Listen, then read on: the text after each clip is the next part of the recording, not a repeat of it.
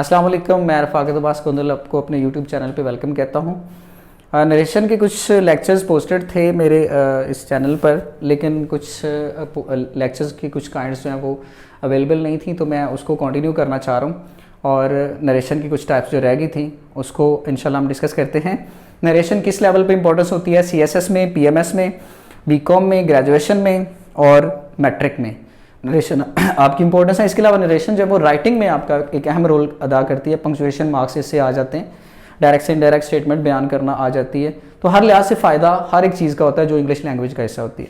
हमारा टॉपिक है optative sentences. Narration में ऑप्टेटिव सेंटेंसेस कौन से होते हैं? ऑप्टेटिव सेंटेंसेस को हम कहते हैं दुआया फ़िक्रे, ऐसे सेंटेंसेस जिसमें किसी को दुआ दी जाए।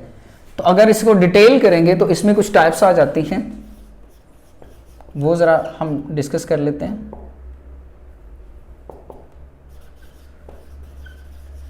ऑप्टेटिव सेंटेंसेस में हमारे पास 3 टाइप्स आती हैं और इसमें आइडेंटिफिकेशन होती है। सेंटेंस के अंदर मे लिखा होता है, 2 टाइप्स में स्टार्ट में मे लिखा होता है और एक में वुड दैट लिखा होता है। एक मे में पॉजिटिव फीलिंग के साथ होता है जो हम प्रे के लिए यूज करते हैं, एक मे में नेगेटिव फीलिंग के साथ होता है जो हम कर्स यानी बद्दुआ के लिए यूज करते हैं, और वुड दैट यूज होता है किसी ख्वाहिश का इजहार करने के लिए। अब हम कैसे हमें पता चलेगा? आइडेंटिफिकेशन की बात कर लेते हैं। एक सेंटेंस लिखा हुआ है, he said to his son may you live long. एक सेंटेंस हमारा ये हो गया। दूसरा सेंटेंस हमने लिखा, the beggar said to a rich man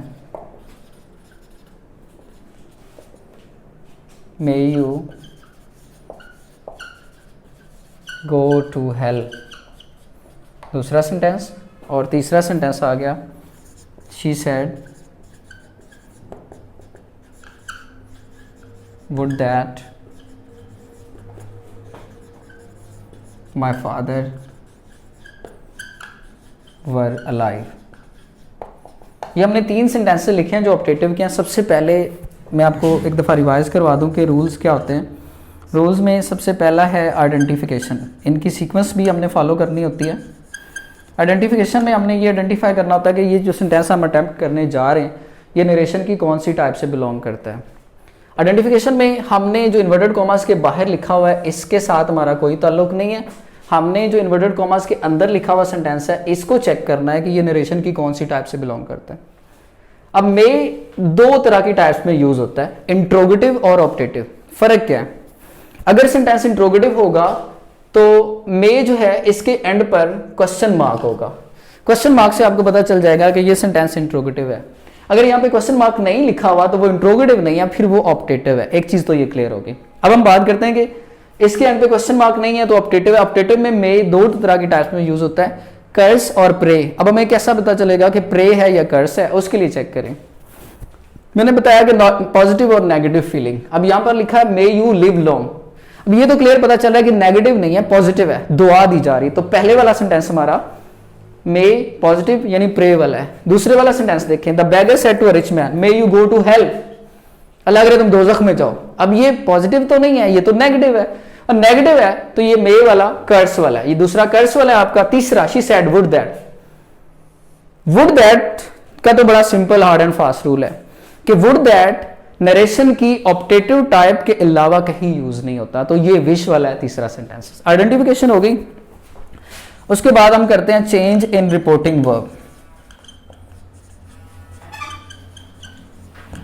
change in reporting verb. आपका रिपोर्टिंग वर्ब कौन सा होता है? ये होता है। इसमें हमने चेंज करना होता है according to the type.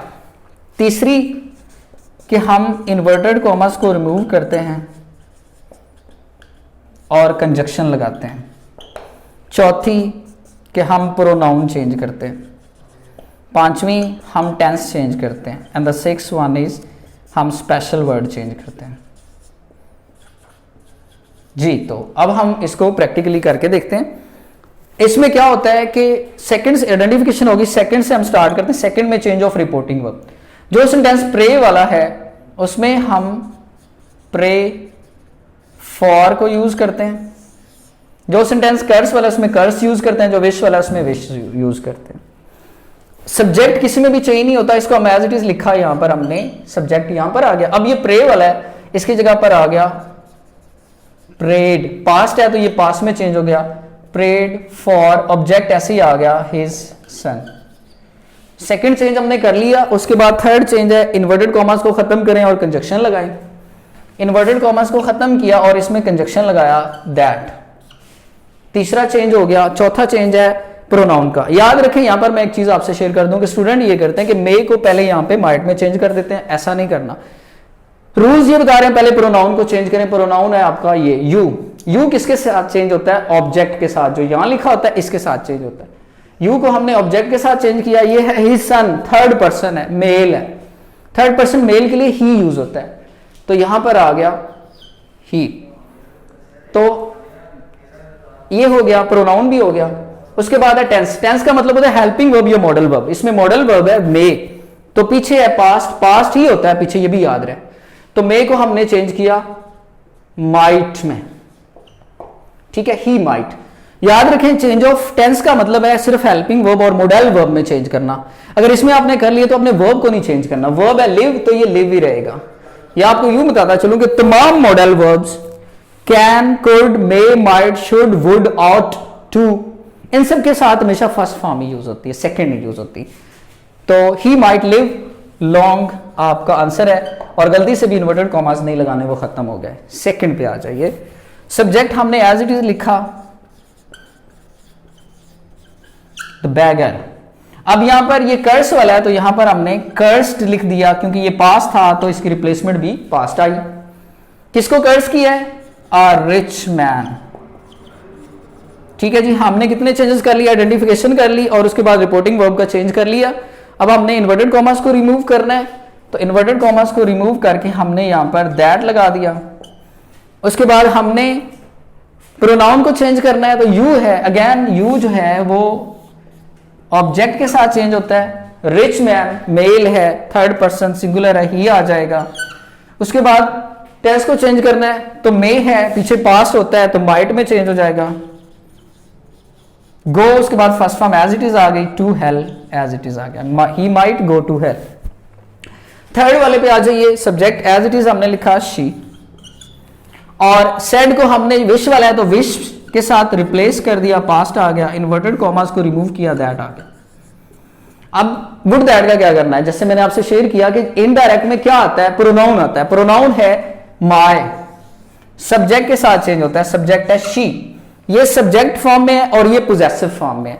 She की पोजेसिव फॉर्म होती है हर, तो यहां पर आ गया हर। फादर एज इट इज आ गया, फादर। प्रोनाउन के बाद होता है टेंस का चेंज, इसमें लिखा हुआ है वर, पास्ट कॉन्टिन्यूस में यूज होता है वर, वाज और वर। इसमें होता ही वर है, वाज यूज ही नहीं होता, क्योंकि ये अनफुलफिल्ड कंडीशन होती है, उसमें वर यूज होता है। अब हमारे पास जो वर है ये पास्ट कॉन्टिन्यूस है, और पास्ट कॉन्टिन्यूस चेंज होता है पास्ट परफेक्ट कॉन्टिन्यूस में, उसके हेल्पिंग वर्ब होते हैं हैड बिन। इसमें हमेशा हैड बिन नहीं आना, ये याद रखिए, हैड बिन, और उसके बाद अलाइव एज इट इज आ गया। This is your answer. तो ये आज हमने किया ऑप्टेटिव सेंटेंसेस, और इसकी 3 टाइप्स होती हैं, प्रे, कर्स और विश। ये भी एक इंपॉर्टेंट सेंटेंस है, और एक लाजमी इसमें आपके एग्जाम में आता है, सीएसएस में भी आता है, पीएमएस में भी आता है, मैट्रिक में भी आता है और बीकॉम में भी आता है। आई होप कि आपको ऑप्टेटिव की क्लैरिटी होगी, और आप प्रैक्टिस के लिए जो मैंने लिंक शेयर किया जहां से डाउनलोड करने हैं आपने कॉपी, एक और मैं लिंक आपसे इंशाल्लाह जल्दी शेयर करूंगा नरेशन के हवाले से, जिसमें उसके अटेम्प्ट करने का तरीका, यानी जो सारे नोट्स मैंने डेवलप किए इस हवाले से, वो भी सॉफ्ट कॉपी में आपको मिल जाएंगे, वो भी आप डाउनलोड करके रख लीजिए, कभी आपको जरूरत हो तो वो भी आपकी हेल्प करेगा। किसी तरह के क्वेश्चन की सूरत में जरूर रब्ता करें। अपना बहुत सारा ख्याल रखें, दुआ में याद रखें। Thank you so very much. Allah हाफिज़।